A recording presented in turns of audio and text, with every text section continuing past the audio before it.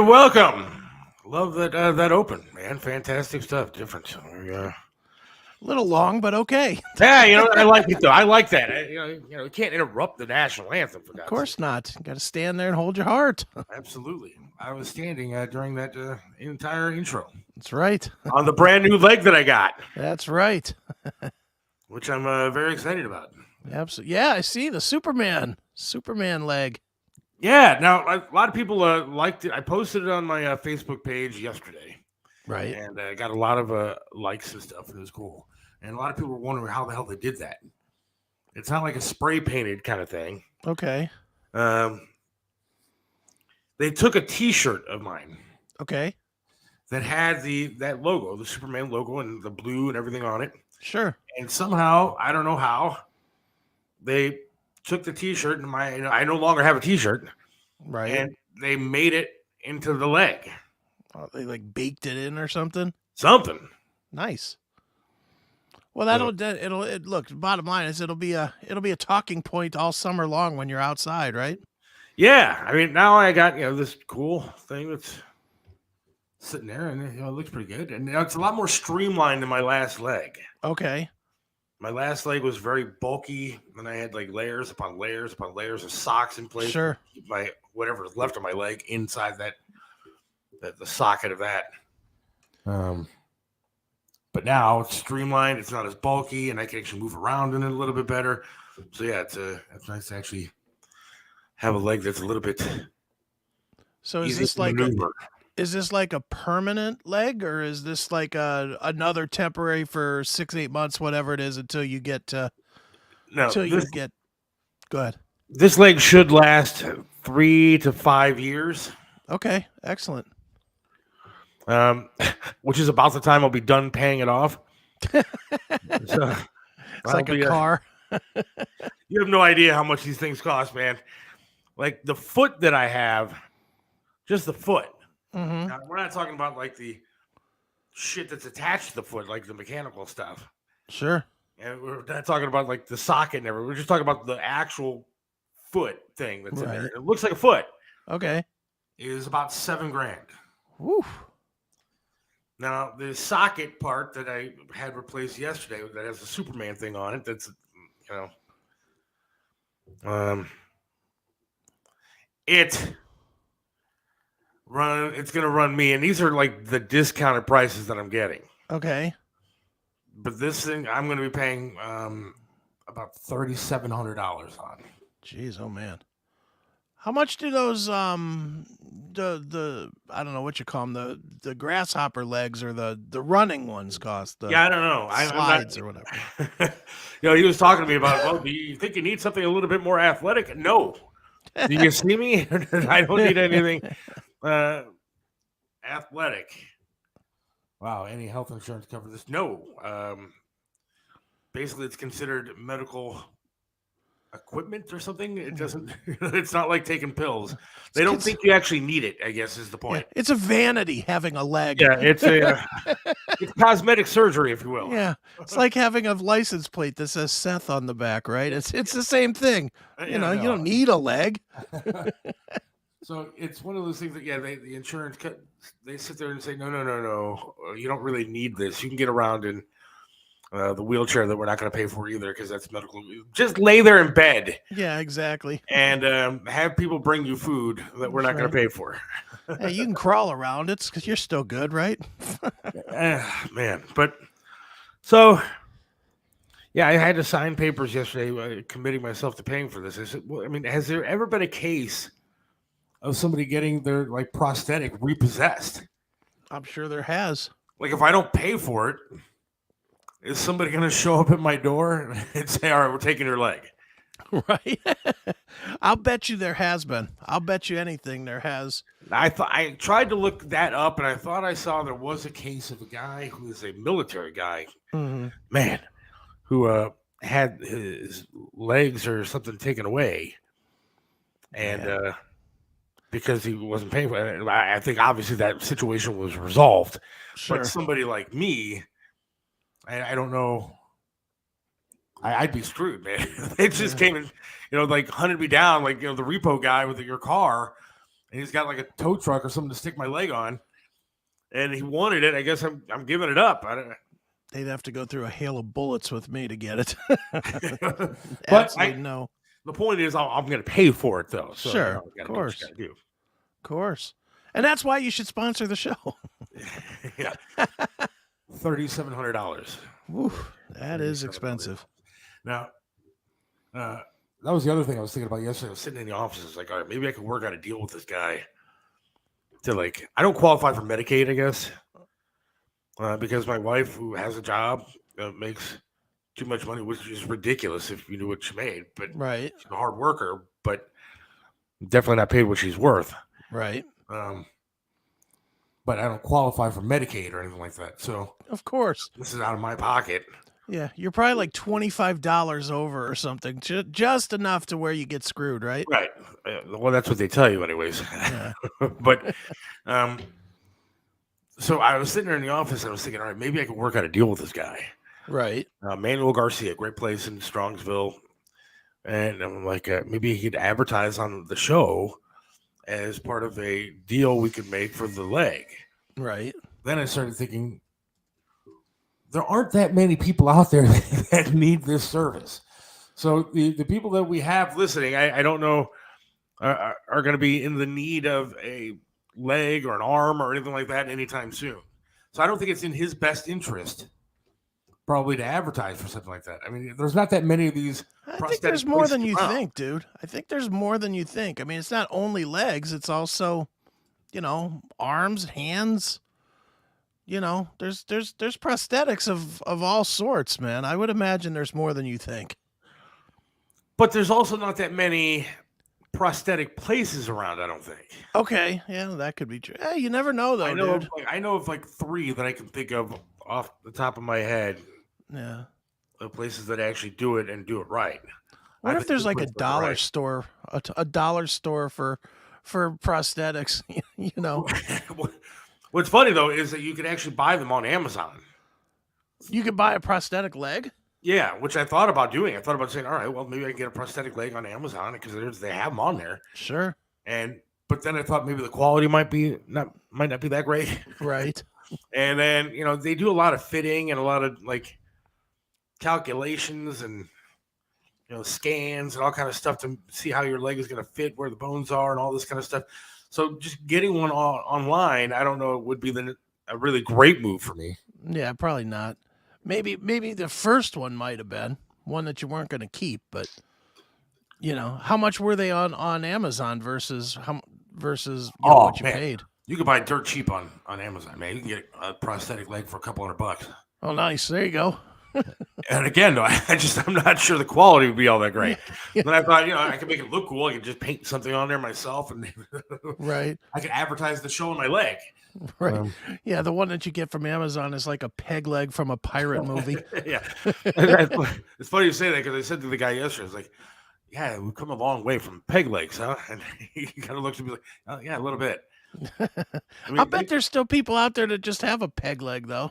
Yeah, but there are all kinds of different types of legs. Like I was looking, there was a couple of people in the office yesterday when I went in, and there was a guy sitting next to me. He had like a different model than I have. Okay. I don't know what his model was, but it looked a tad bit less advanced than mine.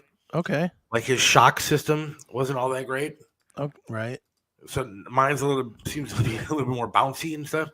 Then there's another guy that came in. He had 2 of them, and God help me if I'm ever in that position. But right, man, did you try to check in with Travis Mills? I did talk to Travis Mills numerous times throughout this process.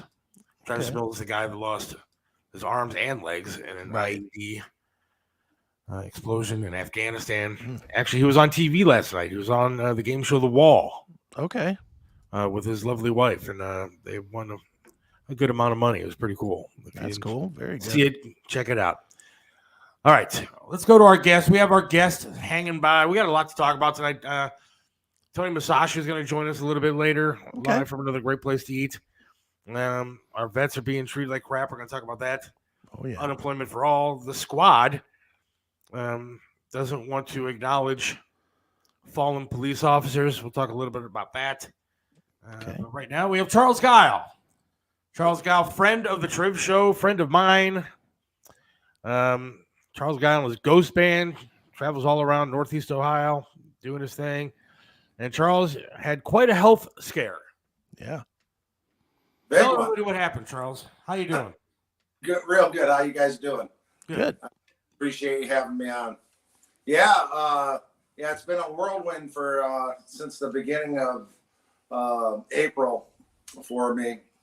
So I'm going to go back before April to give you guys the full story. Back towards the start of the year, I cracked one of my back teeth really bad.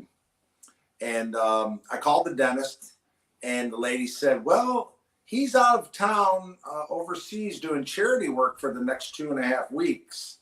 And I'm like, damn, okay. So basically, I was on a liquid diet for about 2.5 weeks until he got back into town. And then he fixed my tooth. And and then I realized, hey, I lost a few pounds, and I'm feeling pretty good. Maybe I should start a diet and, change my lifestyle a little bit. And that's exactly what I did. I lost about 20 pounds, and I had all kinds of energy, and I'm doing all kinds of projects around here. And life was good. I mean, even my wife, Sherry, said, I've never seen you so happy and energetic in years and years and years. So that's where I was at. And then at the beginning of April, all of a sudden, my blood pressure spiked really bad one day. And I'm like, wow, that's not cool. Because I've had like heart issues before. I got a stent about 9 years ago. And so I know all about the blood pressure. So I took it easy for the rest of the day. And the next day I got up and, the blood pressure was still kind of high. So I'm like, honey, I got to go get checked out. So that's how it all began at the beginning of April. And they had me in the hospital for several days and did a lot of testing and stuff. And they basically released me and said, everything's looking good, but we're going to set you up with an appointment with a cardiologist in a few days here just to follow up. So I said, okay, great.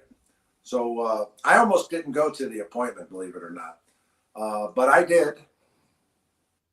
And the cardiologist said, hey, I looked at all of your past history, and I looked at all the testing, and I am not convinced. I think there's something that we're not seeing. And I'm like, really?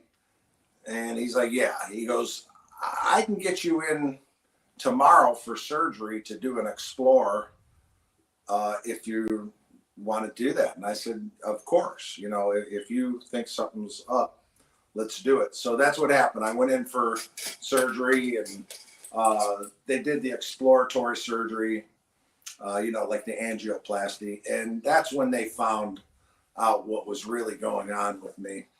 And he said, I hate to tell you, but you need some open heart surgery. You need 3 or 4 bypasses. And I'm like, are you shitting me? They just told me that everything was cool. And he goes, this is what it is. So you need to get this done within the next couple of weeks. And, so I was just flabbergasted at, and to be honest with you guys, I think the hardest part of everything I've been going through was the mental strain, because I couldn't believe this was happening. Right. It was just horrible. But anyway, the surgery was scheduled for April 27th, but sure enough, I started having some complications, probably from the stress and everything that I was under. And I ended up going into the hospital early downtown at the main campus of the Cleveland Clinic. And my surgery was actually on the 24th. They bumped it up because it had to be done. So when they got in there, it wasn't 3, it wasn't 4. They did all 5 of the arteries. So I mean, it's the most major surgery that you could pretty much get. You were like the LeBron James of yes, I was surgeries. Not 1, not 2, not 3, not 4. That's correct, sir. They did them all, and I'm grateful forever. You guys have been in Cleveland a long time. I grew up here and my whole life, and you hear the commercials and stuff about the Cleveland Clinic, world class care, blah blah blah. You don't realize what they're saying until you receive that care, because it really is world class. So yeah, just grateful. So so anyway, yeah, they did the surgery. I had a little bit of some complications with my lungs. My lungs collapsed a little bit because, I'm basically on life support for the better part of a full day, so they can do this surgery. And so I ended up spending about 4 days in the ICU when normally, it's probably usually a couple days. So I had a little bit of a rough start, but then I bounced back.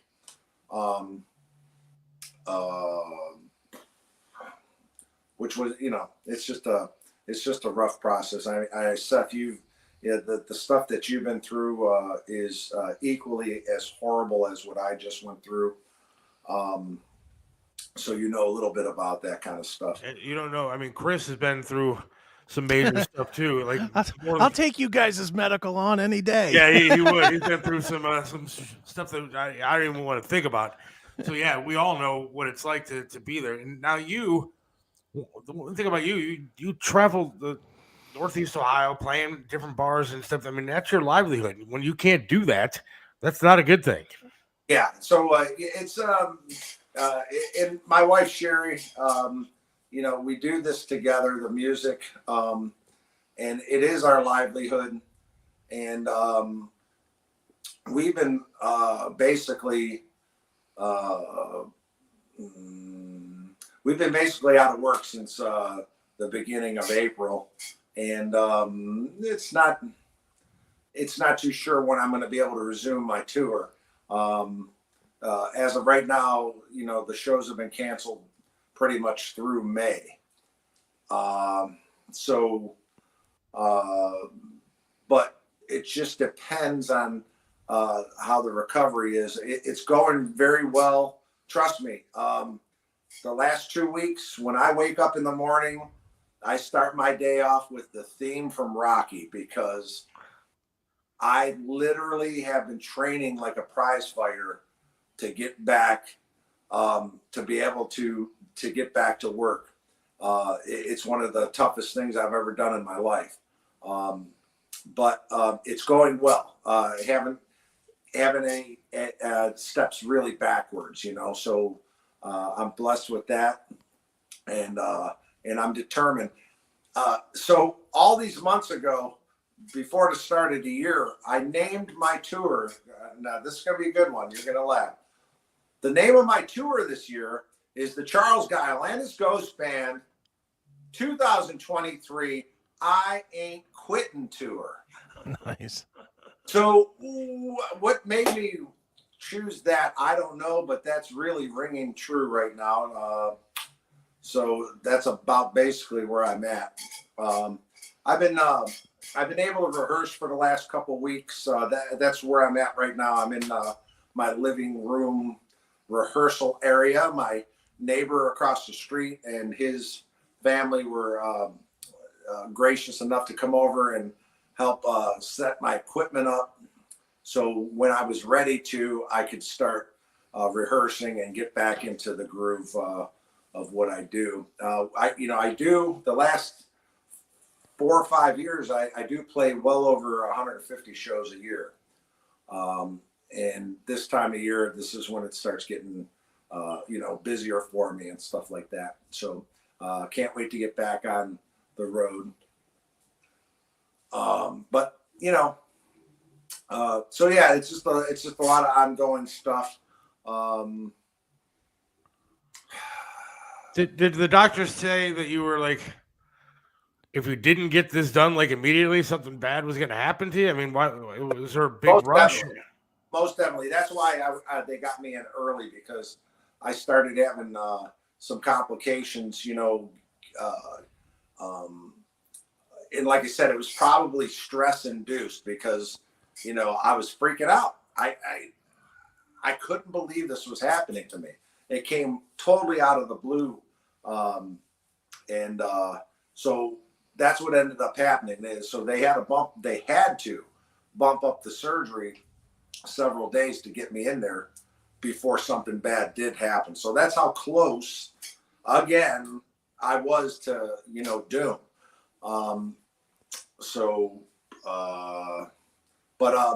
The other thing is the story I told you about at the beginning with my tooth and changing my life and getting on the diet and stuff like that. I truly believe if I didn't do that I wouldn't be talking to you today. I truly believe that, because it helped me physically tremendously. I probably would have had a lot more complications from this heart surgery if I didn't do that for the several months before the heart surgery. So, you know, to me, it's God working in my life. It's, you know, sometimes you're swayed to do something and you're not exactly sure why. And then, you know, maybe sometime down the road you get the answer, maybe you don't. But this time I think I got the answer. Sure. So that's where I'm at, guys. Like I said, before the surgery, we had to start canceling our shows and get our ducks in a row. And that's when I first made the first announcement of what was going on with me and stuff like that. And I could not believe the outpouring of love that I got from the post that we posted. Hundreds and hundreds of people with wishing me well, saying, Chuck, you got this. You know, anything you could possibly imagine. And the funny thing about it is, when we're at these shows, I'm concentrating on the music. I'm all about the music. I see what's going on around me, but I'm all about the music. I don't really remember people's names and stuff like that. I remember the faces. I say, oh, hi, how you doing? But when that night, when everybody was wishing me well and stuff like that, you know, I'm starting to read through these messages, and I'm like, Sherry, you know, I'm being generic, but I'm Sherry, who's this Joe Smith? And she goes, oh, that's the guy from Willoughby that always requests Pearl Jam. And I'm like, no shit. Okay, cool. And then we just kept going, one after another. Who's Susie Jones? Oh, she's the one from Catawba Inn that always wants to hear Neil Diamond. And I'm like, oh, look what she just wrote. It was so uplifting. So I've had tremendous support from friends, family, and followers of the Ghost Band. And it's just really, it's tremendously heartwarming. And especially you guys, you know, thinking enough about me to have me on the show today. I really, truly appreciate it. Well, I put the GoFundMe link at the bottom of the screen so people could see it. What do you think? This is hereditary, or this was something that was a long time coming, or what? What's really funny is what's really funny about that is the first doctor that actually found out what's going on. You know, he was really a stickler. It's because you smoking, and obviously smoking is not good for you. I get that, but he, you know, that was his go button, is the smoking. But believe it or not, one of my neighbors about 3 doors down, he had the exact same surgery 3 weeks prior to me. So that's kind of exact same surgery, exact same hospital, everything. This guy never smoked in his life. He's not a drinker. He's not a partier. He never has been. He's as straight-laced as you could possibly be. And I said, Mike, where did this come from? And he goes, it's hereditary. My father and my uncles, they all had heart issues. So that's what it was on my mom's side of the family. My mom died when she was 42 years old of heart disease. Wow. Well, I'll tell you what, man. All her brothers, 7 uncles, they all died before they were 60 years old, and it's hereditary. So real quick, my heart, the valves, the heart, the chambers, all that stuff, that is in perfect condition. It's working perfectly. What I have is I have artery disease. It's the arteries around the heart that feed the heart, the blood. That's my disease. So you can do things like quit smoking, like change your diet, like do some exercise, and all these things will help that situation. But if it's hereditary, like my neighbor and like myself, you're pretty much doomed. It's gonna come. It's gonna come no matter what. Now my neighbor, he's a few years older than me, but like I said, he's as straight-laced as they come. So, well, Charles, I'm telling you this.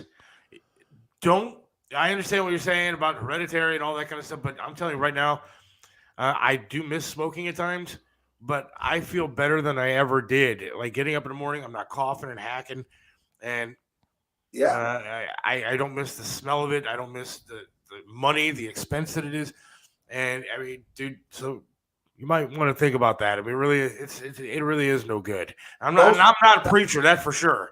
God knows I've done my fair of shit in my life that nobody has done, but yeah, the smoking thing. If it's gonna get me, it can't help you.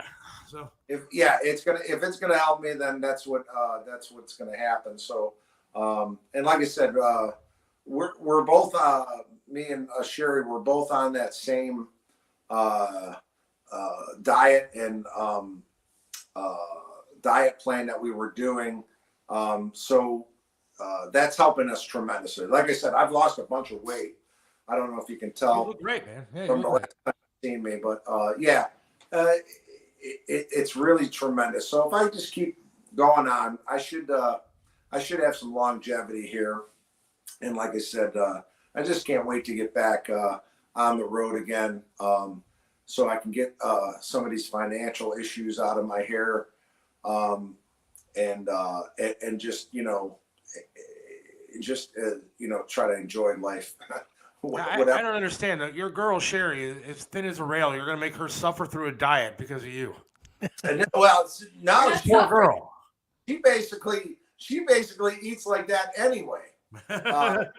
It's basically my diet, but hey, she is the preparer of food, though. I'll tell you what, she's a culinary genius. And, I see it. You got to check out your Facebook page, and it's, post meals and I know on there's a lot of envious people out there when she posts some of that stuff, and she does it on a budget. See, so if somebody tells you you can't afford to eat like that, they're full of crap, because you can afford to eat like that. Well, like I said, I put the GoFundMe page up there, and I'm so much tremendously, and anybody that donates to me, God bless you. It's helping us out tremendously. And like I said, hopefully I'll be back on the road again before you know it. And this will be all behind me. And thank you all for your support, really, truly. So what is keeping you off the road at this point, Chuck? Is it the doctors, or is it you just not feeling quite there yet, or a little of both, or what? Yeah, it's both. It's both. There's a lot of weakness involved. I lost a lot of muscle tone just in 4 or 5 weeks. And being on that life support, it really takes it out of you. It kind of puts you in a fog. It kind of gives you, sometimes they call it, what do they call it? The bypass flu. You know, you're just not 100%. Lots of aches and pains and stuff. Luckily, I haven't had to take pain medication in weeks, but it still gets to you. But even when I go back, let's say I can go back in a couple of weeks and start performing again. I'm probably going to have to hire somebody to help us move the equipment for a month or so, because you're just not able to do 100% of what you were used to do, especially with lifting weight and stuff like that. So, but if there's a way for me to do it, trust me, if I can find somebody to help us out or something like that, I'll be on the road soon. Right on. Do you have any do you have fear, and this has always been my thought, is for people especially that have had heart problems, heart attacks, what have you, getting back on the horse again, there's always that fear, and at least to me it seems like there would be that fear of overexerting and pushing your heart too far. Do you have that, or do you just kind of look at it and say, oh, this is what I do? It's a little bit of both. So if you can do it the correct way, the fear keeps you from overexerting. Just like the one doctor lady told me. She goes, I want you to go out and walk every day. I want you to be active, and I want you to take it to the limit. But there's a fine line. She goes, don't go over the limit. And she goes, if you do, you'll find out. You'll know. And she goes, you kind of gotta hone in and take your activities to the limit every time. And that's what I've been trying to do. Like I said, Rocky theme every single morning, 2 weeks now. Yeah, da, da, da, da, da, da, da, da. And it truly helps me, because that was an inspiring movie when I was a kid when that came out, and that's the first thing I thought of. I gotta do this. I can't just lay around and sit around and feel sorry for myself. So that's where I'm at on that. But yeah, there is a little bit of fear, but you just have to use that fear and do things wisely. Don't overdo it. Don't take chances. You certainly can't live your life worrying about it, because otherwise you're going to be afraid to do anything. So, like I said, everybody's saying that I will make a 100% recovery. There's a good chance I'll be even better than I was before. It's just going to take time, and that's the worst part of it. Well, you got to keep us informed of when you're going to be back on the road. We'll make sure we talk about that and let people know where you're going to be. And, I really appreciate it, Seth. And I appreciate you coming on today, man. No, thanks for having me.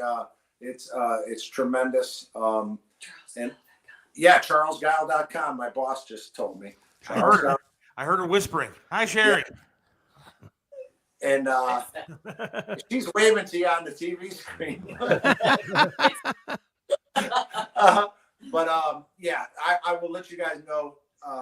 Thank you so much for helping me out and thinking of me and all the well wishes you gave me throughout this whole thing. And I truly do appreciate it. Well, I appreciate you as a friend as well, man. You were there for me when I was going through what I was going through. So good luck with everything. Keep us informed, all right? Thanks so much, you guys. Have a great rest of your show. Thanks, man. We'll talk to you soon. God bless you all. Thank you so much. Thanks, Charles. Thanks, dude. Bye. Charles Geil, friend of the show. There you go. Good guy. That would be like, I'll tell you what, man, the heart is one of those things that just scares the shit out of me. Sure. I remember laying there. It was after I'd gone to the rehab center finally. I was out of the main metro campus. Right. And so I'm just laying there in this stupid bed. And for some reason, like the Metro rehab facility, like where I was staying every night, right, for a few weeks, they had me on a floor that was meant for people that were like head trauma and like sure.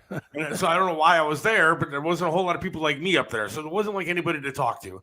There wasn't a lot of nurses. My wife, of course, had to work, and the kid was at school, so I was stuck there a long time, just sitting there by myself. And one day they came in and said, "Yeah, we're going to take you over and have your heart examined." What?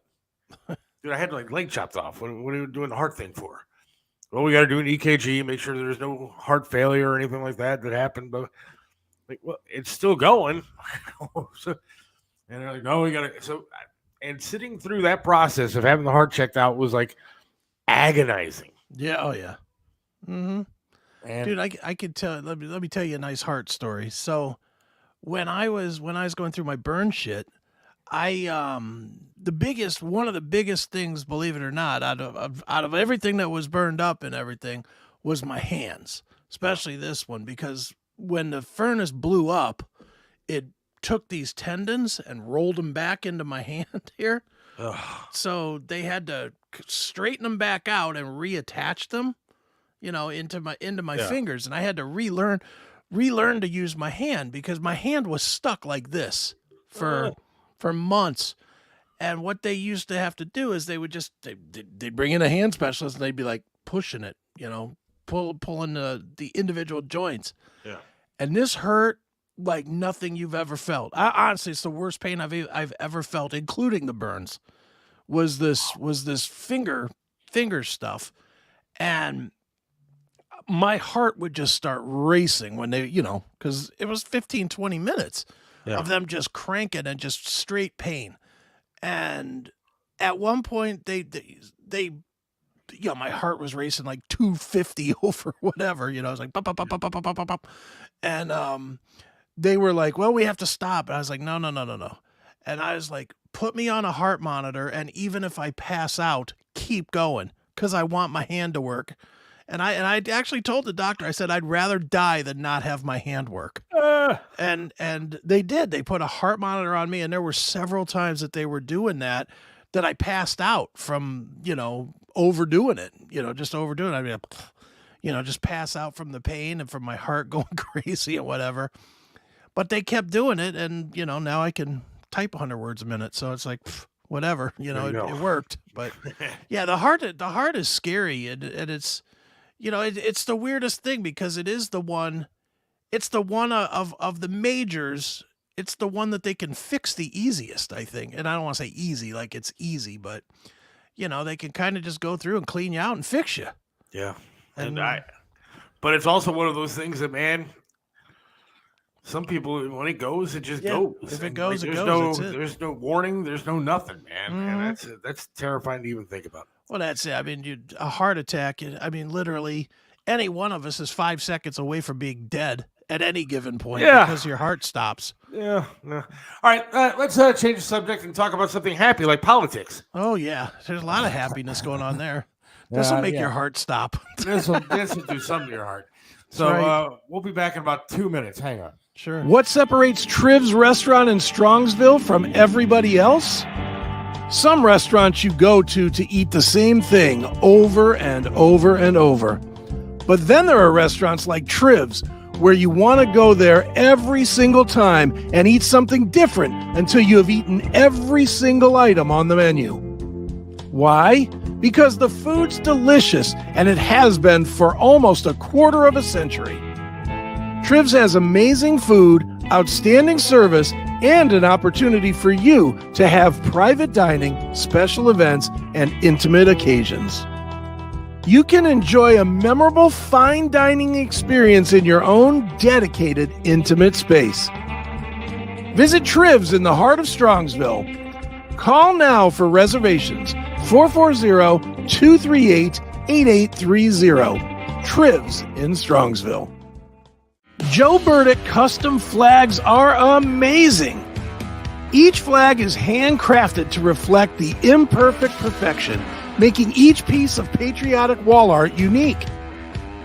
This is a local small business, veteran-owned and proud. Joe Burdick creates symbolic artwork that is built to last. Display your spirit, pride, and patriotism by calling 440-305-2065 and let Joe's Flags serve you. 440-305-2065. Joe Burdick Flags. Let me introduce you to Charlie's Auto Repair. Any car, any truck, any problem, Charlie's does it right. You know how it is. The check your engine light comes on, you put air in the tires, and the light is still on. 216-470-0170. That's Charlie's Auto Repair, 13728 Madison in Lakewood. Charlie can do it all, from small engine repair to fleet maintenance and system diagnostics. 216-470-0170. Charlie's Auto Repair. Let Charlie make your car great once again. What evidence we have seen to date, what evidence we have seen in terms of the Russian hacking and dumping operation, what evidence we have seen in terms of the Russian social media campaign, their paid media campaign, and yes, the issue of collusion with the Trump campaign. There is significant evidence, much of it in the public domain, on the issue of collusion. I want to get to the point of, look, collusion is sort of what hasn't been proven here between whatever the Russians did and the Trump campaign. In fact, the former acting director of the CIA, who was Mike Morrell, who was a supporter of Hillary Clinton, he essentially reminded people, took Director Clapper at his word on this show, who said there has been no evidence that has been found of collusion. Are we at the point of, at what point do you start to wonder if there is a fire to all this smoke? Well, first of all, I was surprised to see Director Clapper say that, because I don't think you can make that claim categorically as he did. I would characterize it this way: at the outset of the investigation, there is circumstantial evidence of collusion. But you admit it's all you have right now is a circumstantial case. Actually, no, Chuck. I can tell you that the case is more than that, and I can't go into the particulars, but there is more than circumstantial evidence now. So, again, I think... So you have seen direct evidence of collusion? I don't want to go into specifics, but I will say that there is evidence that is not circumstantial and is very much worthy of investigation. So, regardless, the report is now here. It has dropped. And it might not have produced everything of what some Republicans hoped for. It is, regardless, devastating to the FBI, and to a degree, it does exonerate Donald Trump. Regardless, the report is now here. It has dropped. And it might not have produced everything of what some Republicans hoped for. It is, regardless, devastating to the FBI, and to a degree, it does exonerate Donald Trump.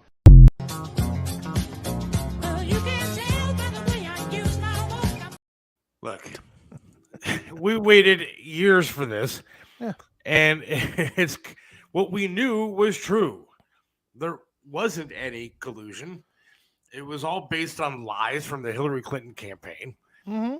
And now you still have, even after this report has come out, you still have people saying that, oh, no, well, we don't believe that. Well, it's true. Yeah. I mean, what more proof do you need? You know, I mean, A, the report's out there that says that it was all bullshit. And B, it came out of Shifty's mouth, and that guy never says anything that's not a lie. So, you know, the A and B should tell you it was nonsense and that, you know, Trump was screwed. And I'm not a Trump guy. I know you are. I'm not a Trump guy. So I'm not one of these guys that's like a rah-rah guy. I just think, you know, I don't know if you think this or not, but it's just, we've just gotten to a point now that it's a game, not actually what's in anybody's best interest. It's just not. I don't necessarily disagree with that, but what I am going to say is, you say that I'm a Trump guy. I'm a Trump guy as far as policy goes. I'm a Trump guy as far as, one, I do think that the left, and actually probably the right too, tried to destroy Donald Trump because he wasn't in the game, like you said, that's been going on for years in Washington. Yeah. He wasn't one of them. I mean, if you go back into history, and you can, I'm not going to go back as some people did, but these guys left or right, would all yell and scream at each other on the floor, and then they'd go out to dinner together, and they'd all hang out together. Sure. And they're all using the same money that's coming in from wherever it's coming in, and all having a good time. So I think that they all tried to destroy Donald Trump. Now, I don't care how many women Donald Trump has sex with. Yeah, I don't care how many businesses Donald Trump has had that have failed. What I cared about when it came to Donald Trump, and I still care about, is who's going to give me the best policies for this country. Yeah. And as far as I'm concerned, economically, I thought that he was doing a great job until the pandemic happened. Sure. And then I think that as far as immigration goes, immigration was way down compared, especially to this regime. Yeah, regime is the right word, too. Yes. I think that there's a lot that he had that was correct for our country. And that is what I care about. And I don't care what he's doing behind the scenes. Yeah, I mean, look, is he a piece of shit? Yes. He is. There you go. He And his is. meeting sucked. Yeah. Yeah, but so what? He's also a businessman that's generated billions of dollars over and over again. And that's what we need. We need a business guy. I don't care if he's banging hookers on TV while he's writing immigration law. Fine with me. I'll applaud him for signing the immigration law. You know, it's like, who cares what the guy does in his personal life? We're in such a world right now where, and it's longer term, you know, where all of these guys, not only the politicians, but the organizations that are controlled by the politicians, they're all in the pockets of money, and none of them are in the pocket of the American people. And it's disgusting, man. It's sickening. Donald Trump exposed how corrupt and broken our federal government is. I agree with that. I do. Well, dude, you know, I'll share a little bit of backstory. On Monday after this show, I did my other show. I did my Chris Aiken Presents, and I interviewed David Thibodeau, who's he was one of the Branch Davidians, and he was one of them that jumped out he was the guy that jumped out the window as the building was burning. Like, he was like in it, like really in it. Yeah. And we were talking, and I was saying to him about how much I remember in 1993, how I just was like hook, line, and sinker with the government, and with the media. With CNN said it, it's a bunch of kooks that are, you know, that are following a guy that thinks he's God, and you know they're the FBI and the ATF are heroes and all. And I remember just buying that, just eating it, just. Yeah, sure, that's what it was. And now, because of Trump, you look at it now and you're like, these guys have been lying to us forever. And we're so trained to take it. And the media as well. Yeah, everybody. Yeah, that's what I mean. But we as people, we're so trained to just accept it. Even this thing with Trump and Schiff and this whole thing with the Durham report and everything. We're still arguing the validity of it. We should have never trusted it in the first place. There should have never been an ounce of trust in anything that these assholes do. No. Never. And that's on any side. I'm not saying, well, we shouldn't trust the liberals or whatever. No, you shouldn't trust the liberals. And to be honest, you shouldn't trust most of the Republicans either, because 90% of them that aren't named Trump are part of the problem. They're part of the game. That's just it. Yeah. I mean, and that's what I liked about Donald Trump, is that he wasn't part of that game. Yeah.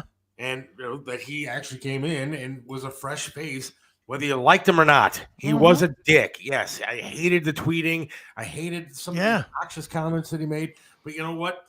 He was more like the regular American than most of these other politicians that are out there. Yeah. And they're all in it for the same thing. All of them. For the money and the power, whatever it is. Well, what it is they're all in it for the money because they don't have it. Yeah. Trump had it. Trump did not need to take $175,000 a year job and turn it into book deals and under the table backdoor deals with China or whoever. Trump did not need the money. He really, for better or for worse, he cared about the America he wanted. And some of it was good and some of it was bad. But for the most part, I agree with you. For the very most part, he was absolutely he was absolutely on board as far as the policy stuff that he was putting in place. I agree. President Washington said, "Do not trust me, us." Yeah. I think it was Reagan, who I don't think you care for much either. I do not. But he had one good line where he was talking about the government. And he said, 3 worst words in government are, "We're here to help." Yeah. So, I mean, that was good. And he was right. Yeah. No, he's definitely right. Still believe that Nancy and Chucky had something to do with COVID release. Businessmen running this country is what we need. There you go. Yeah. All right. Did you know that on Monday, I hate to derail this real quick, but no, it's okay. I wanted to play this because it's this week. Did you know that on Monday, I guess, Mark, friend of the show, told me that it was 2 years since DeWine lifted his mask mandate after he said it was going to be 4 to 6 weeks. Did you play into that game at all or no? Here is what I said. Go ahead. Here is myself talking to Mr. Mike DeWine, governor of the state of Ohio. Okay. Lieutenant Governor, this yesterday, but I want your kind of spin on this. What is your end game here? Because right now, we've been wearing masks like we were told to. 4 to 6 weeks is what you said originally. That date is approaching. We were told to flatten the curve. We did that. We've been told to stay at home. We've cut restaurants and bars. People are still losing money because they have to close early now. How do I know that this is not going to be a permanent thing? When is the mask thing going to stop? When are the restrictions going to stop? We've done everything that you've asked us to do, and the dates keep flying by, and nothing new is happening. Well, first of all, when we announced the mask order, I didn't say it was going to be on 3 to 4 weeks. It said 4 to 6 weeks, I think was what the doctor said. Not what I said. I never said that. Clip. Look. Said the following. If all of us would put on a face covering now for the next 4 weeks, 6 weeks, we could drive this epidemic to the ground. It said 4 to 6 weeks, I think was what the doctor said. Not what I said. So, yeah. They're lying pieces of shit, dude. I mean, that's just what it is. You know, I've said this a zillion times, man. Every politician in my lifetime, or every president in my lifetime, except for Carter, criminal. Every one of them, including Trump, including Obama, Clinton, Bush 1, all of them. You know, I was born in the Johnson era, and there's the argument can be made that he helped kill Kennedy. So, you know, if you really want to get all conspiratorial there's that. But, you know, he certainly signed the paperwork to send us to Vietnam against the law, you know. So, I mean, through the history of it, these guys do whatever they're going to do in you know, for their own best interest. And I don't, you know, seeing that clip with you saying to this guy, you know, this is what you said, and him saying, no, I didn't, and then hearing the clip, the bad part about it for us as people is that we're surprised by that. There should be no surprise at all that Mike DeWine is a lying piece of shit, because he's in the business of being a lying piece of shit. That's what he does. Yeah, that's what they all do. But now it's getting crazy. I mean, now politicians, I think, are taking it a step further. Do you think that, or do you think now it's just exposed more? No, I think it's definitely being taken a step further, because people are electing like complete and total nut jobs. I mean, you want to call Trump a nut job, and you might be right. But if you're talking about people like AOC and Rashida Tlaib, right, like Cori Bush, you know, those kind of people are crazy. They're certifiable. I mean, when they come out and say, I mean, I say in the article earlier that some of the squad, as they're called, right, come out and say that they were against a bill that would honor police officers. Right. I mean, that is craziness. That's not even rational thought. We all know that, yes, we talked about it on Monday. There are police that make mistakes. But when you're against honoring fallen cops, that takes it to another level. Yeah, well, the squad are cunts. Sorry if you don't like the words, but that's just the truth. All of them are just vile, disgusting human beings that I hope have aneurysms. That's how much I can't stand them. You know, I mean, if you can't look past your political bias to just say, all right, these people are out serving my constituents, which is what they should be saying, right or wrong. If you don't want to celebrate, the cop that put his knee on George Floyd's neck, fair enough. But to say that fallen cops in general, where 99.999% of them are out there just trying to keep the public safe, and you want to somehow denigrate that, then you know what? You don't deserve votes for sure, and you certainly don't deserve any kind of respect at all. None. My question is, though, who's voting for these people? Who's voting for somebody like Fetterman? Fetterman, had a legitimate, I guess, medical issue, stroke or whatever. I saw a clip of him the other day, and the guy can't put together a sentence. No, he's a mess, and yet he's in charge of stuff. Yeah. These are the people that people are actually electing. They buy votes like you can't believe, and nobody, calls him out on it. Yeah. That's what's going on. Listen to this story alone. North of the city, the Crossroads Hotel in the town of Newburgh, New York, evicting some homeless veterans to make room for asylum seekers. And then you had a couple about to get married getting a very unwelcome surprise. Lydia Hu, Fox Business, is live in Newburgh, sorry. Can't be good for business. Lydia, hello. Hey there, Bill. That's right. Not good for business. This couple from Florida tells me that their wedding is next month, but they're already getting word from the hotel that hotel rooms that they had booked for their guests is already going to be canceled. That couple, as you can imagine, now scrambling to make alternative accommodations. And 20 homeless veterans were evicted from temporary housing last week to make room for 60 migrant males that are being sent from the city to here, Orange County, New York. Yeah. I could give a shit less about the person's wedding. A wedding's a great thing, and hopefully find a new venue. But they're kicking veterans out of a hotel to put illegals in. Call it what they are. I'm sick and tired of everybody using the word migrants.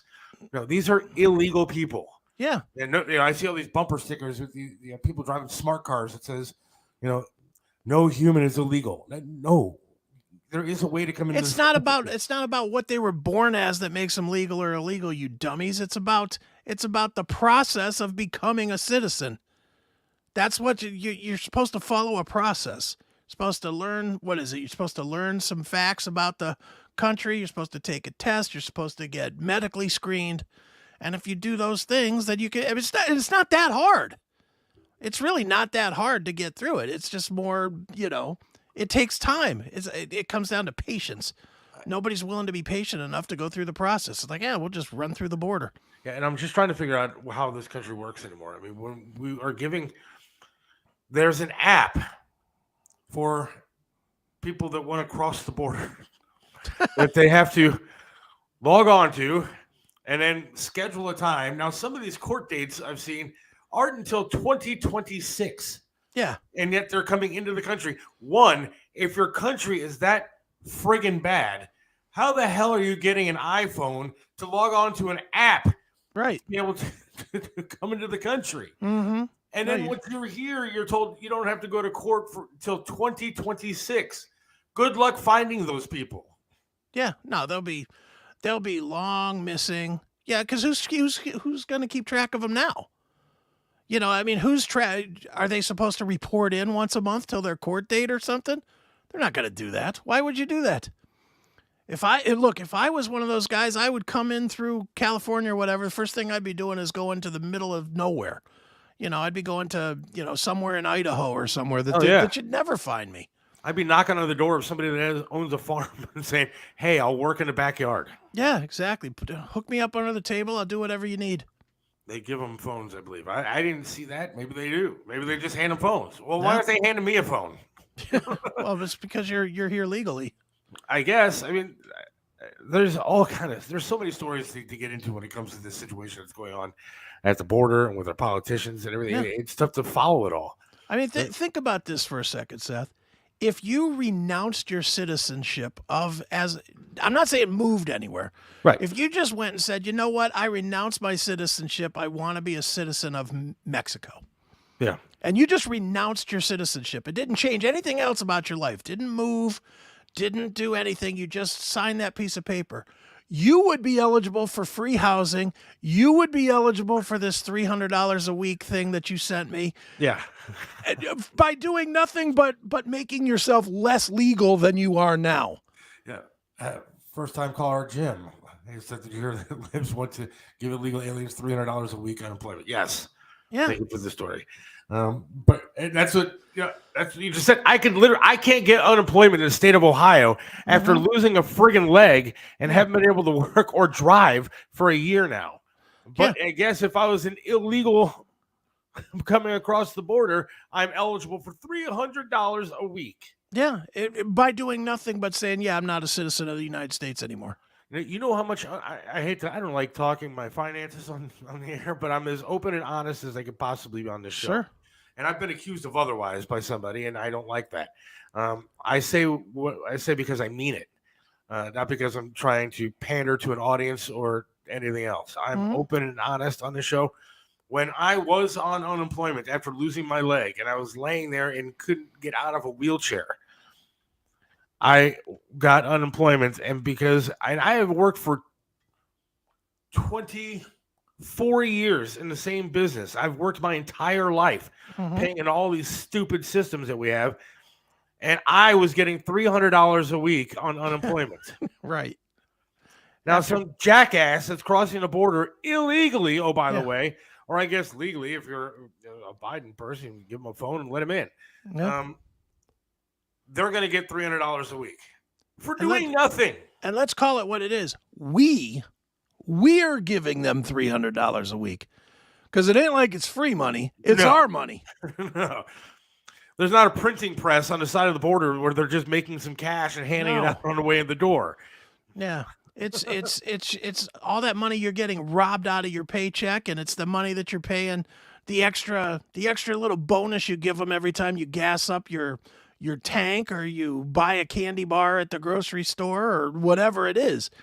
Whatever it is a consistency of us paying to have these people come over and take our, they always say about the liberals and it being the distribution of wealth. Well, this is one of the ways that they're redistributing the wealth. There it goes. Yeah. They're not necessarily taking it from the people individually, but just funneling it to people that don't deserve it. And sorry, you'll never convince me that illegal aliens are more valuable than soldiers that have PTSD and can't get their life in order and need some help. You'll never as a former soldier, as a veteran, you will never convince me that that's even a remotely good policy. That's the biggest insult to our people since the way we as a people treated everybody that came home from Vietnam. Absolutely sickening, man. You're right. You're absolutely right. Not to mention the burdens they put on the economic system outside of monthly payments. Yeah. Yeah, I mean, if you owned this hotel, the story that you ran about them kicking homeless guys out and putting aliens in there, what is their expense level? Forget the $300 a week. They're being mandated to put these people up. What's it costing them? Well, what is it? I'm sure there's food going to these people. I'm sure there. Well, I mean, just even the electricity. I'm sure all the stuff that goes into it. I mean, an extended stay. I'm gonna guess that just from looking at the building that she was standing in front of, it looked like one of those La Quintas or whatever those are called. Right. It looked like one of those extended stay places, and those places cost what, $70-$80 a day. On the cheap, and probably depending on where you are, probably more like $150 a day, depending. I'd imagine in California it's $150, $200 a day. Right. $200 a day, 60 different rooms for 60 different migrants or whatever we're calling them. I mean, what does that equal out? That's $12,000 a day. Is that right? Yeah, and then New York actually did a story not that long ago. There was a story about them. They're trashing the hotels and everything else that's going on. Yeah. And then they're actually pissing people off in Chicago because they're moving migrants into schools. Yeah. Now you're moving migrants into schools in neighborhoods where there's children. And again, these people haven't been vetted in the way that they should be. And you could say, again, the shit you want to say about Trump when he said they're all murderers and rapists. No, that's not true. We know that's not true. Right. But we don't know who everybody that's coming across the border. There's been a lot of them that have been on the terror watch list. You don't have to be a rocket scientist to figure this, that it's a dangerous situation to be putting migrants into schools in neighborhoods with kids all around. Well, it's just dangerous to let anybody come into this country unchecked. Didn't we learn that at 9/11? Didn't we learn about just letting people come in that were, in training camps in the Middle East and then coming over here to live? And then they, formed little groups and buried planes into buildings. I mean, you got to keep people in check. You got to keep an eye on the people coming through. That's what the immigration policy is supposed to do, is keep everybody in check. And it's just not doing that now. Now it's just, well, let them all in. Whatever. Who cares? It's nonsense. Yeah, I mean, it's definitely something that has to be figured out because the amount of people that are coming over right now is jaw-dropping. Yeah, but Puddinhead has another 2 years in office, right? 2024. Roughly? Yeah. Roughly 2 more years. This is the genie out of the bottle scenario. Let's say Trump wins or DeSantis or whoever wins in 2024 and immediately signs the bill like that day, first day, just like Biden did, signing everything out of, right. On the first day. Even if Trump signs that in and says, "Oh no, we have to fix this now." The genie's already out of the bottle. You've got millions of people unchecked in the country, and there's going to be a few of them that are just pieces of shit. It's just the way it's going to be. It's bad. It's too late to fix. Right now, I mean, right now you can quell it, but you sure ain't going to fix it. No. Whoever takes over, like you said, God forbid it's Biden again. But if somebody else takes over, yeah, the wall doesn't magically get built the next day. Yeah. I mean, it's not going to just stop. He has basically invited people over. No matter what he says on camera, because it's crap, they have invited people here. Yeah. I mean, listen, this is the Mayorkas. We have cameras today in Texas that are showing humongous groups of dozens or hundreds of migrants walking right into the country. So I'm curious what you meant last week when you said the border is closed. What I meant is precisely that. The border is closed. We are expelling single adults and families under the Title 42 authority that rests with the Center for Disease Control. And then after that clip, there were record numbers of people coming over. Of course. 10,000 a day. And it's not going to get fixed. And I don't think they want it fixed. I think that this is their end game is to buy more votes. I think it's the same thing with the free college crap. And then with this, it's to get more votes. It's to buy an election. Yeah, dude, I agree with you wholeheartedly. It's definitely these politicians certainly know that there's going to be crazy amounts of scrutiny watching the election this year. So they're funneling it the other way. They'll just put people in there.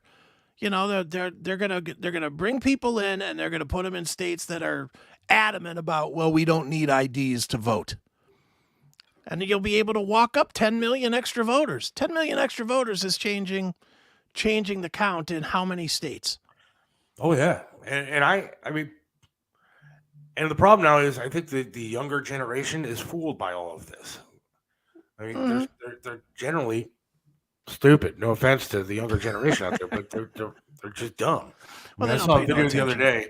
I should have had it for tonight, but maybe I'll have it for next week. But there's a girl who said, "No, I don't think." She was asked if you should need an ID to vote.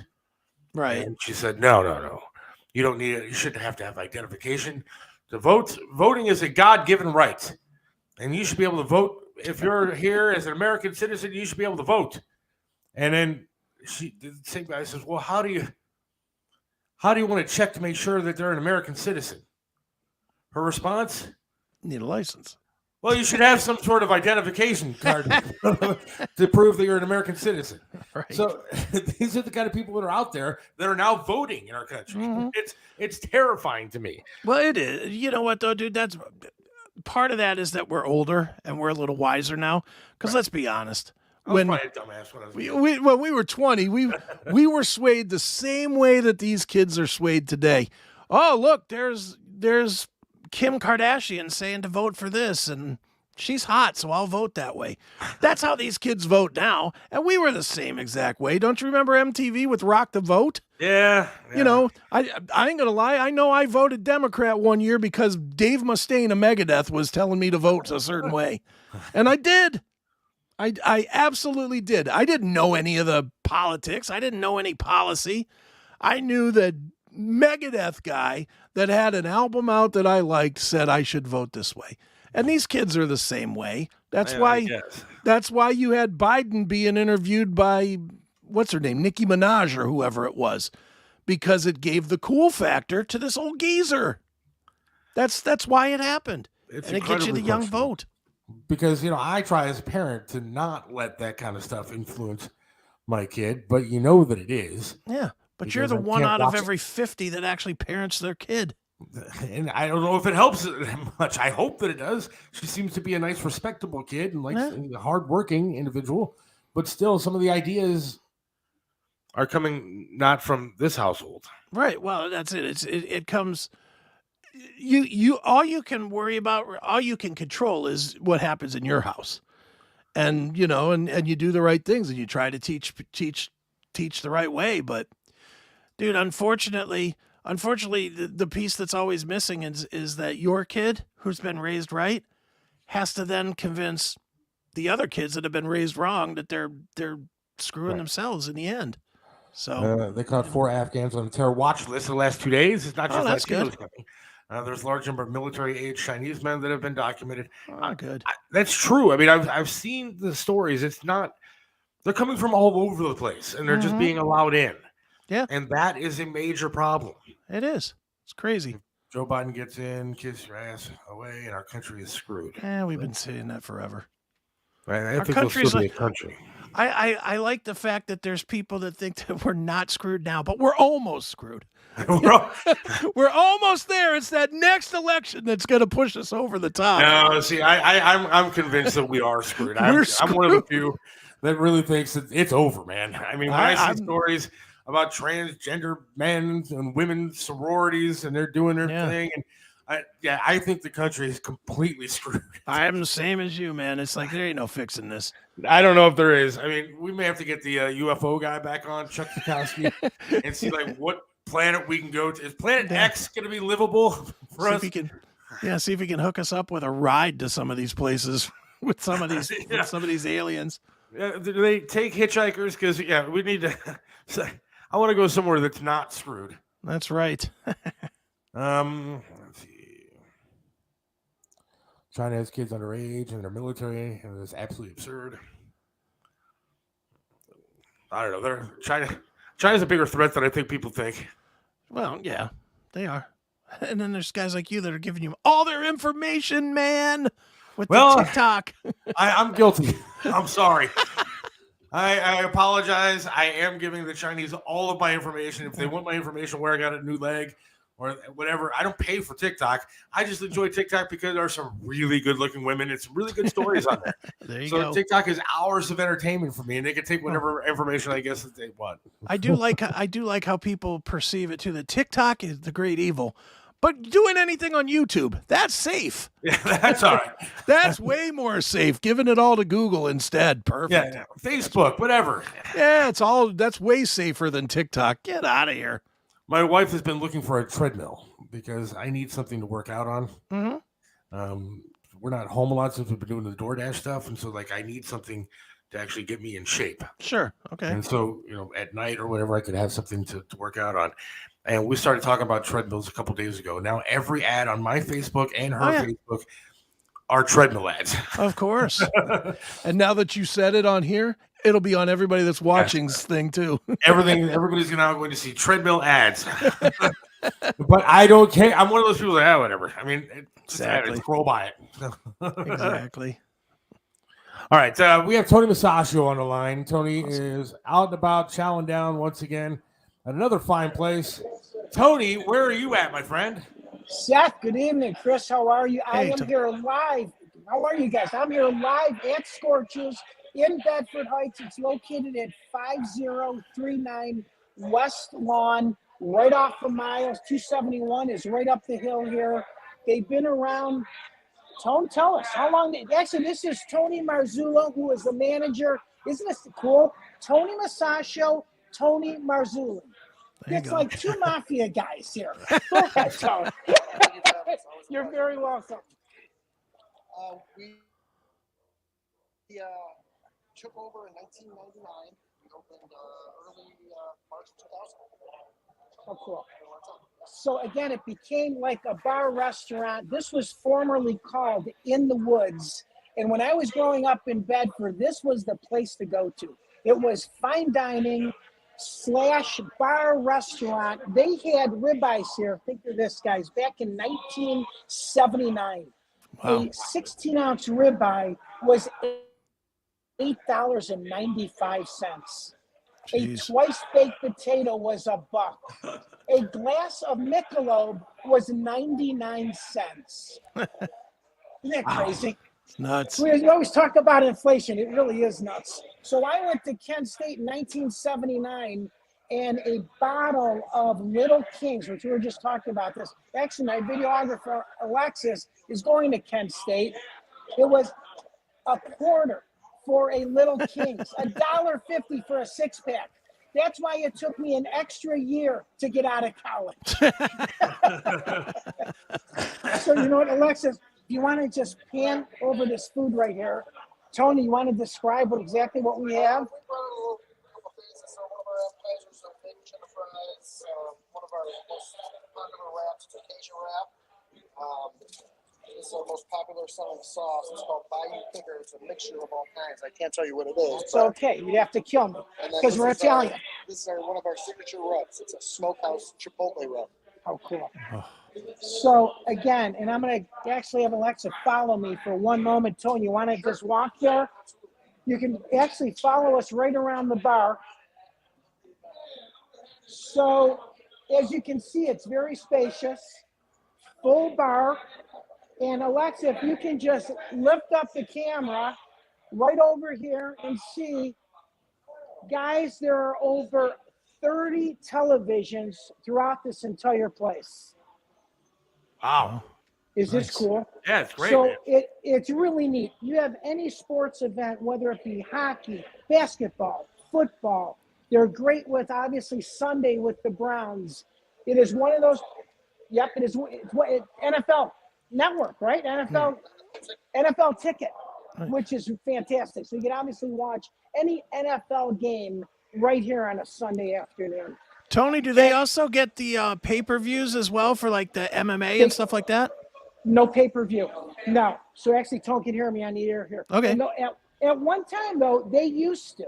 Okay. And that's a great question, Chris, because you know, in our era when the bars and restaurants were first opening up and getting that, it was a fight for them. And you know, you paid the premium price to get it. I don't think it's as popular as it is today. True. But obviously, you know, here it is. This is one of the greatest sports bars right here in Bedford Heights. They also have a to-go area right around the corner here. So if you want to just come in, you can call in your order and you can walk right in, or you can walk right to the counter and get it to go. They're known for their wings. They're known for their wraps. They're known for their cocktails, a different cocktail every day is a different drink special. And of course, they're a draft house. So you can see, Lexa, if you want to walk all the way down and actually see all the drafts that are right on the wall, which are right there. Oh, wow. And Michelle, say hello, Michelle. Michelle's going to kill me, she said. She's actually on the witness protection program, so I just ruined her. Ladies, how were your wings? Say hello. So again, guys, don't you love it? I did tell them that they were going to be on the air, as I always do this, and tell people, hey, listen, are you allowed to be here? So, see, Tony. What I think is funny about Tony, though, for the first time, Tony's not in Little Italy, yet he still finds an Italian to talk to. Yes, that's a good point. I love it, Seth. And Tony has a videographer. I don't have a videographer. I have a camera that's stationary, sitting on my thing that I hope doesn't fall over. And Tony's getting videoed all around the bar. You know me. I'm not shy. So I met Alexis. Actually, I was golfing at Seneca, and she saw my Fox 8 hat on, and we were talking at a mutual friend. She said, I'm going into broadcasting at Kent State. I told her, don't find another profession. I'm just kidding, Alexis. Guys, come on over. I'll tell you what, the wings and the wraps, man, that's my deal. That's what I love anymore. And those are fantastic. They look fantastic. Yeah, so I got to show you one more thing before I depart, Seth and Chris. This is really the coolest part about this place in the summertime. They have volleyball leagues throughout the entire summer. Is this cool? So that's again, awesome. they have like what? Talk about the volleyball, Tony. We have volleyball Monday. The only night we don't have volleyballs is Fridays and Saturdays. Okay. Monday, Tuesday, Wednesday. Co-ed leagues, kind of? Leagues, Okay. leagues, yeah. Perfect. And again, you can play here, get a couple cocktails, great patio. So again, wonderful place. Scorchers in Bedford Heights, open 7 days a week. You got to come for the wings, come for the beer, stay for the music, and of course, stay for all the sports that are up on the wall. Sure. Real quick, Tony, let me ask about the volleyball. Is it only league play, or can you just come with a party and play like 4-on-4 or whatever? It depends. I mean, normally it's just league play. We allow, open volleyball once in a while, but we really don't recommend it. Right. I hear you. Okay. Excellent. And again, they have their spacious parking lot, ample parking lot here. Place gets very busy after work and weekends. Again, these guys have been my friends for a long time. I got turned on to Dan and Tony many years ago. There were a lot of Scorchers at one time. This is obviously one of the best. It's only one left. There's one in Lorraine. Yeah. So you guys remember the name of Scorchers. Oh, of course. I've been a couple of different Scorchers. Yes. I think they had one in Eastlake and stuff. And I think Matt Patrick used to have one, I believe, back in the day. But what you need out there is the Women's Professional Beach Volleyball League with the bikinis and everything. Put stands up around the area, and then you're going to be a success. It's going to be a hit. I'm telling you. I'll be there every night. You're right. And you know what? And 271 is right behind here. There'll be more accidents. They might as well just put a billboard, elk and elk. Well, I'll start drinking again if if I can watch that volleyball going on. I love you guys. Seth, you're the best. Hey, let me leave you with this. This employee goes into his boss's office and says, listen, I am done. I have not gotten a raise in years. I need more money working here. I am leaving. I'm giving you my 2 weeks notice. I have other companies calling me that have called me within the last couple weeks and months. They're blowing me up. They're sending me letters. I need a raise. The boss says, no. You're a very good asset to my company. Let's work something out. So a couple days later, they sign the papers. The guy gets exactly what he wants. A month later, the employer walks into the employee's office and says, hey, listen, I'm just curious. What were those couple companies that were calling you and blowing you up for that wanted you? He said it was the gas company, the phone company, and the electric company. Tony Musachio reporting live at Scorchers in Bedford Heights for the Seth Williams Show. Everybody knows Tony. Let me add one more thing, guys. You can see or hear me every Saturday morning on Flashpoint, 1490 WERE, between 10 o'clock and 11. And again, we're at a different eatery every Saturday morning. This Saturday, I will be at the Asian Festival, which is on Payne and 27th. It is on Saturday and Sunday. There's about 20,000 people that walk through there. Wow, so, nice. Seth, I'm going to bring you an egg roll. Have Fantastic, a great week, guys. I will talk to you next week. Thank you. All right, Tony. Thanks, Tony and Tony. Appreciate it, guys. Thanks, guys. Thank you. Good stuff, man. Scorchers there. Yeah, that was good. Like a great place, dude. I may have to go over there tomorrow for lunch because that's right in my neighborhood. So Is it? It's close. Bedford It is Heights, kinda it's close one to you. town over. You know, it's one town over for me. Man, My daughter lives in Bedford. I may call her tomorrow and say, hey, let's go have lunch. I know a place. that's one of the things. Like, I can eat like hot wings because like there's not a lot of sugar Sure. in the sauce, and there's not, obviously wings, and so Mhm. those aren't necessarily that bad for me. Sure. I like that, and then I've done a lot with the wrap thing because it's not as much Mm-hmm. bread, Right. and so that food looked fantastic as Yeah. usual. But Dude, that place looks like if you took a BW3 and gave it steroids. That's what it looked like. Yeah. It looked like a cool BW3, but steroids with better food and better accommodations.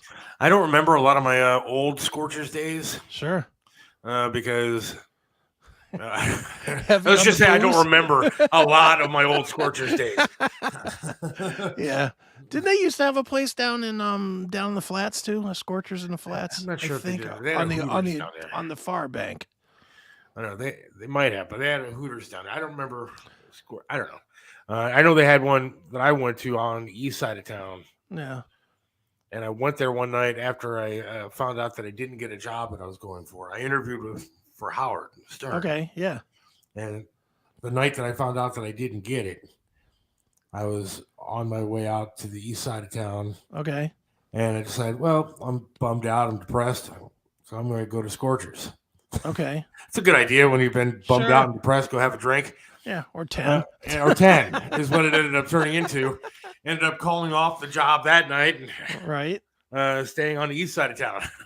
But it was a great place from what I remember. Always a lot of fun. I had some great bands and stuff up there. Sure. Dude, I miss that whole flats era. That 90s, the 90s and the flats, 90s, early 2000s. Man, that was a great place to just hang out and party, wasn't it? Oh my God. I was 20 in 96. Okay. And that's when I started working at Hooters in the flats. Right. And man, the stories that I have from there are unreal. Now, most of them I don't want like family members to hear because that was a hell of a good time down in the flats back then. Oh, yeah. And even before then, because I got in probably towards the end of the heyday. Mm-hmm. Because shortly after that, it kind of went all downhill. Sure. But during that heyday, man, there was nothing better than the flats. Dude, it was just I used to hang out there like constantly, like every weekend. I would start off by going to see something. There was always something at the Odeon, or something at the what was the one across the place? It's Nautica. Yeah, you know, there was something at and back then too. We also had Tower City Amphitheater down there too. You know, the big tent in the parking lot. Yep. So there was always something to do. But man, I don't think in probably 5 or 6 years that I was running crazy down there, I don't think there was ever a time that I went to a show and then just went home. I don't think I ever just went home. It was always see the show, get out at 10:30, Shooters, Hooters, you know, the strip club that was on the end, was that the Crazy Platinum Horse or whatever, Crazy Horse? The circus. Circus, yeah. You know, I mean, not that I remember that. Yeah, well, so you heard. Heard. I heard the circus was down. Yeah, you heard that one side was a juice bar and the other side was an actual drinking bar. I heard about that. They had Fagans down there. Fagans. There was just a lot of places to go and party. Yeah. And obviously the Powerhouse, you know, Howl at the Moon Saloon, all those places. You know, I used to just run those places. Dude, I wish I had that money back. Yeah, no kidding. I'll tell you what, though. What was interesting about the flats is like it was a party scene, right? As far as drinking goes, but like behind the scenes, like the workers and stuff, man, they did a lot of crazy stuff down there, man. There was I'll bet. drugs like you can't believe. There was all kind of weird stuff that happened back in some of those clubs. Tower City Amphitheater. I smoked up with Kid Rock there.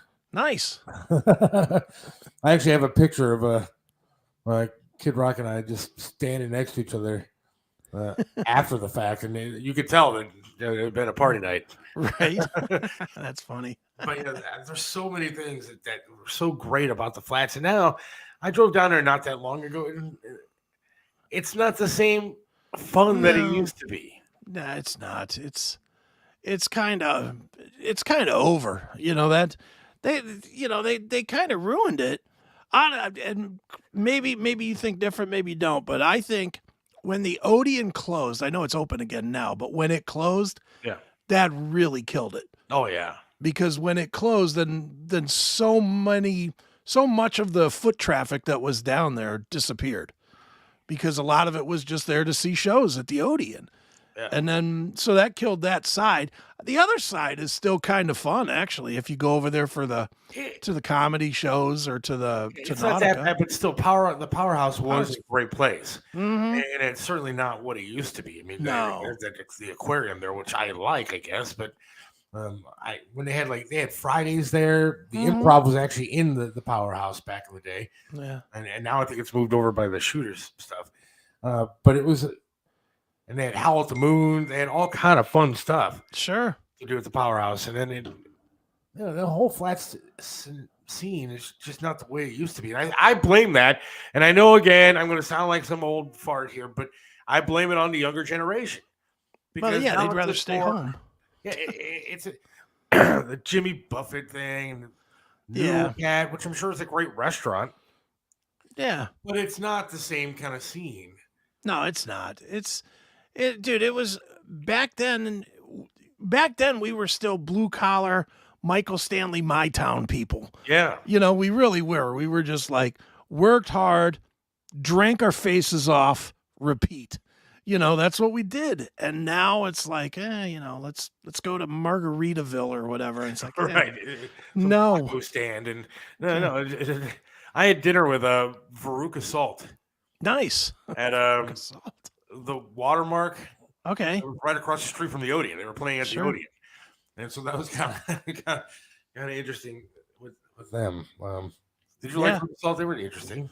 Veruca Salt was cool. Dude, I loved all those kind of bands. Veruca Salt, L7. I loved all that stuff. But you're right. I mean, when the Odeon was there, they had so many concerts. I've been to so many shows there, and it was kind of a shithole, but it was our shithole. It was nice ours, place exactly to go. right. And you'd get all those up and coming hit kind of bands, and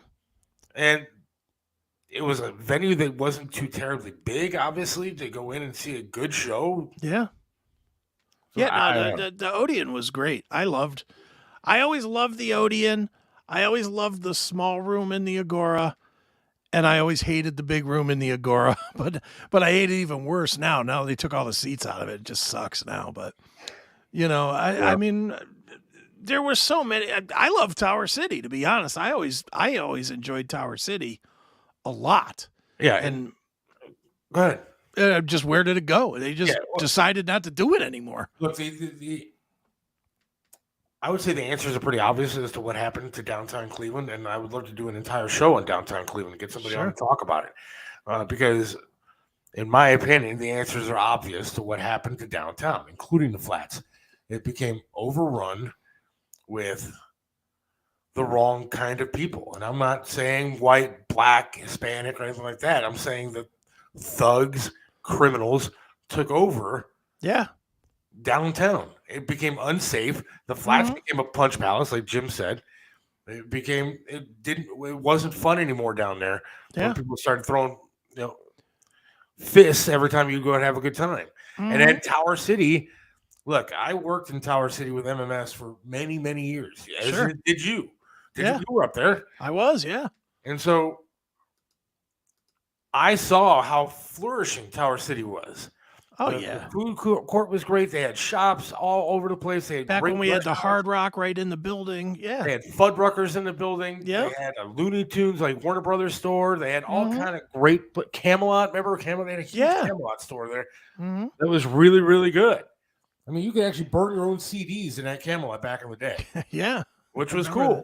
But it was, and then they would decorate for Christmas, and it would be like, it was just a mecca for downtown shopping and everything else. And then all of a sudden they took out the good stores. They started putting in stores that nobody's ever heard of. And it turned into just being run by thugs. Yeah. I mean, it's scary down there now. I'm not afraid of much. I'm really not. And I've never been afraid down there. I always used to just kind of run the streets. I didn't care. Because I'm a big dude, so you gotta be a little bold to come up on me anyway. Right. And I went down to Hilarities. I think it was November, December, to see Dave Landau. And when I went down there, coming back out, we parked at the parking garage directly across the street from what's that place? House of Blues. Yeah. We parked over there. And I'm telling you, it was the first time I've ever been nervous being down there, going into the parking garage at like midnight. Yeah. I was absolutely like, I got to get to my car because I got my weapon in my car. I couldn't take it into Hilarities. So I was petrified going into the parking garage because I just saw a bunch of fucking scumbags, out there in the street, and it was cold. And it was like, all right, why are they out? Why are they out when it's snowing? That was my thought, was why are these people all out in the street watching me go into the parking garage? And I was like, Jesus, we got to move fast. The best was back, it was years ago, obviously, but they made Triv and myself and Bob France at the time take a bus tour of Cleveland. Okay. Because they wanted us to see how great the city was. And they were going to, so that way everybody would talk about it on the radio. And we could say, oh, Cleveland's great. Look what it has to offer. And so Triv didn't want to have anything to do with this. Of course not. And so we get on this ridiculous bus. And we're going through downtown. There's like 6 of us on this bus. Right. And Triv's looking around like, what am I doing here, man? He just wanted to go to the casino and do his thing. Sure. And so they get us off the bus. First, we're walking around, I think, Colossal Cupcakes downtown, which is a great store. Don't get me wrong. I love the store. It's a great store. I've talked to the woman that owns it, and it's great. And what happened to her during the rides downtown is awful. But Triv is sitting there going, why am I in a damn cupcake store in downtown Cleveland? And then we went through the arcade and everything. And I remember the guy that was hosting the tour looks at Triv and goes, all right, so you can see some of the great stuff that's going on here in Cleveland. Okay. And so do you mind just talking about it and promoting the fact that, the city of Cleveland's up and coming, on the rise, blah, blah, blah, blah, blah. And Triv looks at him and goes, how much you paying me? Right. He goes, a commercial costs money on the show. Right, of course. The guy shut up. The next stop, we went to some whiskey brewing place, some distillery. Triv gets off the bus, gets a cab or something, or has the bus driver take him to the casino, leaves us at the distillery, and the bus comes back like an hour later to pick us up, and Triv's gone. It was like, that's funny. Dude, speaking of that casino, go ahead. So we're leaving, though. This is the entire point of the story. Me and Bob France and somebody else were walking through Tower City, and we were being looked at like we had just killed 5 people. And they were all out to get us. Right. And Bob looks at me and goes, dude, you're a big guy. Just relax. He's like, nobody's going to come up to us. And then I noticed everybody just started picking up the pace a little bit. I was like, I'm out of here, man. Right. But that's what happened. Tower City just went downhill. The entire downtown went downhill. Yeah. For all the remodeling and everything that they did of the streets and whatever, it didn't do anything to get rid of the bad element that's down there. And, it's twofold. One, there's crime that's crazy down there. And the other thing is that it turned into a hipster. It's kind of a hipster area down there now. Right. And who's easier to beat up than hipsters? The people that are crime, criminals, they certainly know that in the old days, you had a bunch of working class guys that were coming out of the steel mills or out of the industrial world into the bars. You're not going to mess with those guys too much. But then you get a bunch of hipsters with their hair in a bun, and they work remotely at their IT firm or whatever. It's like, yeah, I'll definitely beat this guy, and I'm sure he's carrying $300 in his wallet. And that's what goes on. I mean, honestly, I hate to be that blunt about it, but that's what's going on. And then it may not be a popular take, but I'm going to say it anyways. the worst thing they did was they built this stupid park, whatever, that's down there now. And I've taken my kid down, and it's not that bad. Right. I mean, there's a little fountain and stuff, the nice trees, and they decorate nice, but they still let the buses go straight through the middle of that damn thing. Yeah. And when you have busing that's going straight through the middle of a really nice, supposed to be family area, it doesn't create a good situation. It just doesn't. Not at all. The buses should have been rerouted. I'm sorry. There's going to be some seniors that are probably don't get misplaced or whatever, or don't have the same route they used to take. But if you're going to redo downtown, you need to redo downtown. Mm-hmm. Yeah, and the parts that they did redo, they redid poorly. Yeah. Like, for instance, getting onto, 90 or 77 or whatever it is, the 9th Street exit that they just deleted. Yeah. You know, what a mess that's become now. You know, now you got to drive, through over there by the post office and whatever. Coming out, if you get stuck in a time when there's a Browns game or an Indians game letting out, man, it sucks. It is really hard to get onto 77 to get home. Yeah, that's one of the few things that I mean, the radio stations moved downtown after I got fired, shortly after I got fired. Oh, they're not at Oak Tree anymore? No, they're downtown on Euclid. Okay. And, so from what I've heard, nothing works there. It's an absolute mess. This broadcast is easier, runs smoother than the professional radio studios. From what I've heard, nothing is actually doing, and they don't have any more engineers down there. Right. So the one thing I mean, sad that I lost my job, but not sad that I missed working down there. Right. But again, it was people in charge that thought, hey, what a great place to be. We can just have our station downtown, and we can, be close to the Indians games. We can Guardians games. We could get close to concerts. Well, concerts don't come here anymore. And quite frankly, if you wanted to send your staff to a Guardians game or whatever, it's right down the highway. It's really not that difficult to get where you were. Yeah, it was 10 minutes from Independence. I mean, it wasn't far. So let's just talk about the real reason why they did it. It's because they fired everybody that worked up there, didn't have enough staff to fill the building and the space that they were taking up there, and so they wanted to find something smaller to move downtown. Yeah, that's fine, but at least admit what you're doing. Yeah, and just think, those poor people down there. I'm imagining they have to pay something to park, and I'm imagining it ain't cheap. I think they did get them parking passes. Do they get them parking? Well, that's nice. That's underground parking. Yeah, that's at least a perk. I know. When I've worked downtown, that was always such a nightmare. Oh yeah, when I worked at Tower City, they could charge me. So. Oh, it was, dude. When I worked at, I worked several places. When I worked at, I worked in the same building as 92.3, and then obviously I was on 92.3 for a while. And we used to park at the parking garage right across the street there at Huron. Yeah. And that was like $8 a day or whatever, and that was 20 years ago. Yeah. And I was making like $30,000 a year. When I was doing the morning show, and when I started, I was an intern for a freaking year. Yeah. So when I was doing the morning show, there was an intern, and I was a part of the show. Right. They would make me go out and do like crazy stunts, and it was fun. I had a great time doing it. Sure. But every time I'd leave that parking lot, it was another $8. Yeah. I'd pull in $8. I'd leave another $8, and it was ridiculous what I paid to be a free intern. Yeah, back dude. in the day. The worst for me was I worked down there, down 9th at Jones Day Revison Pogue. I worked down there as an IT guy, and they in their building they have a parking garage, right? But they wouldn't let anybody park there but the attorneys. Yeah. Nice. So we had to park somewhere else. So our options were, we're all. And for people that don't know, that's right. It's at the corner of Lakeside and 9th and East 9th. So it's right before you go down the little hill to the Brown Stadium. Yeah. So there was nowhere to park. We had two options to park down there.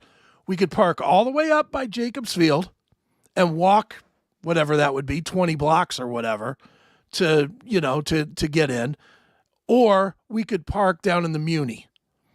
And if you didn't get in there at the Muni at like 6:30 in the morning, you had to walk like a mile and a half and then come up the hill in order to get to work. But most of us parked in the Muni because it was only like $3 a day. But what an insult that was that they let the attorneys park in the building for nothing. And those of us that kept the attorneys working, you know, you all can walk 2 miles. It just sucked. I hated working downtown. And now I can't even imagine when they're charging $50 to park. I can't imagine what day parking even costs now. Would Bob France be a good guest? Yes. Seth, your opinion on Bob France. Bob France was one of the best, one of the best talk radio hosts ever. Sure.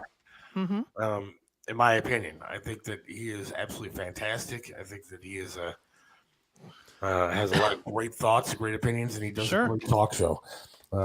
Bob is very intense sometimes to be around, but he was a good dude.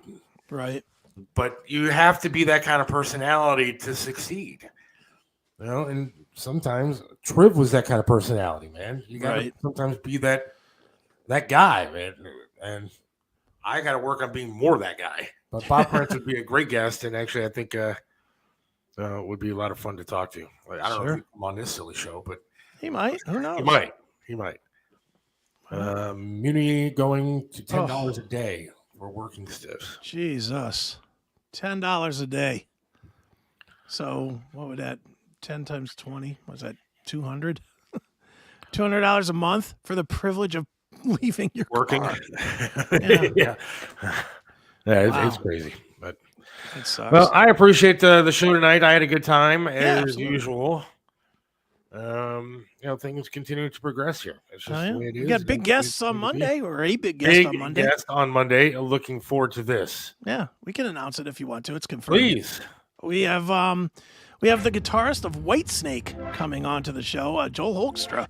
TSO. He's in TSO. He's in Revolution Saints, but he's also in Whitesnake. Yes. And so we'll be talking to Joel. He has a solo record that's coming out. I don't remember it off the top of my head, the name of it. But we'll know it by Monday, I would imagine. So. I told my wife that we were having Joel on and through text, and she was busy. Didn't have time to call me back. So she just sends me this Bitmoji of her face with her eyes bugged out like hearts. And I'm like, all right, dude, really? Like, you got to come home eventually. And I'm going to say, what do you mean? Like, you ever met this guy? I know you followed a lot of music back in the day. What do you know about this guy? Right. So I know that this is a conversation that's going to be happening shortly. Yeah. Well, it's going to be great. We're going to have a great conversation on Monday with Joel. Should I tell him about that? Yeah, why not? Bring her on to say hi. Why not? Well, I'm looking forward to that. That's going to be at what, 4:45 on Monday? 4:45 on Monday. And I think Joe Burdick from Burdick Custom Flags might jump on and say hi real quick. That's cool. I think he got one of his flags to the man himself, Mr. Donald Trump. Oh, wow. Very nice. I used one of Joe's pictures of one of his flags as part of your logo, your new logo there. That's awesome. That's a Joe Burdick flag. Check out Burdick Custom Flags on Facebook. But, there you go. Awesome. Looking forward to Monday. Enjoy the show. Be well. Be safe, everybody. All right. Thanks, Chris. I will talk to you again. All right. Sounds good, man. Have a good night. See ya. Yeah.